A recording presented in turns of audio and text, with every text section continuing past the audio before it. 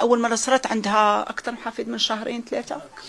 قالت لي ماما جا واحد يدق عليا في الباب هكا، قالت لي خلعت ان جون، قالت لي يدق هكا يسكن فوقها ماشي كيما قالوا في نفس الاخر. قالت لي يدق هي قلنا قال لها حافظ بنتي ما تحليش عليه. قالت له زعما يخافوا من الامن.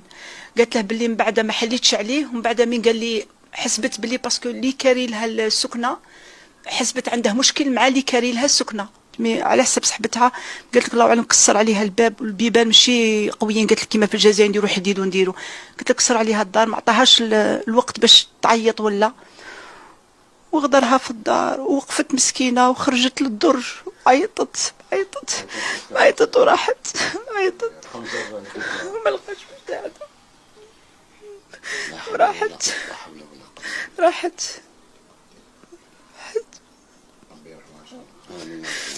شوف حتى اللي تماك